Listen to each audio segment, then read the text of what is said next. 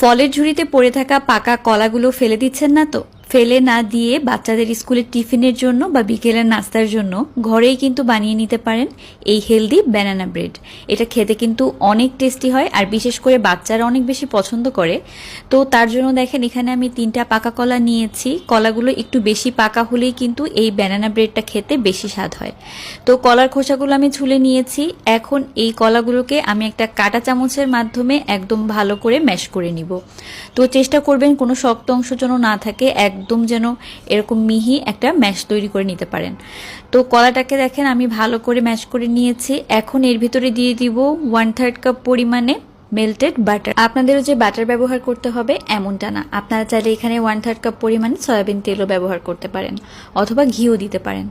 তো এরপর আমি 1 চা চামচ পরিমাণ দিয়ে দিব বেকিং সোডা, আর তার সাথে 1 চিমটি পরিমাণে লবণ। খুব ভালোভাবে একটুখানি মিক্স করে নিচ্ছি। এরপর দিয়ে দিব এখানে চিনি। তো চিনিটা আমি এখানে ব্যবহার করেছি 1/2 কাপ থেকে কিছুটা বেশি।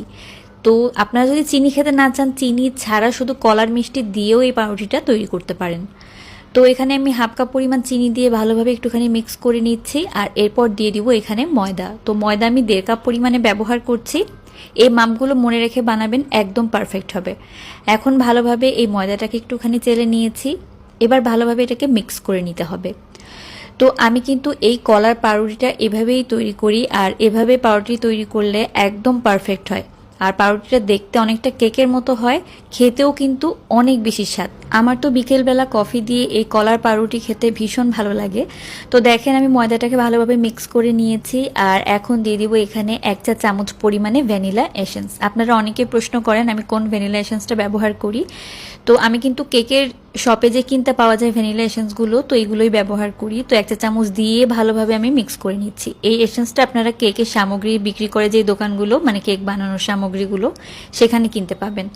তো আমি পাউরুটির জন্য এই মোলটা নিয়েছি। তো এটার মধ্যে আমি একটুখানি তেল আর তার সাথে ময়দা দিয়ে ভালো করে মিক্স করে নিয়েছি, যেন নিচের দিকে না লাগে। এরপর আমি এই মিশ্রণটাকে দিয়ে দিচ্ছি। তো মিশ্রণটাকে দেওয়ার পরে একটুখানি ট্যাপ ট্যাপ করে নেবেন। এতে করে হবে কি, ভিতরে কোনো বাবলস থাকলে সেটা বের হয়ে যাবে। তো আমি কিন্তু আজকে এই কলার পাউরুটিটা ওভেনে বেক করেছি। আপনার ঠিক সেমভাবে এটাকে এয়ার ফ্রায়ারে বা তার সাথে চুলায়ও কিন্তু করতে পারেন, একদম পারফেক্ট হবে।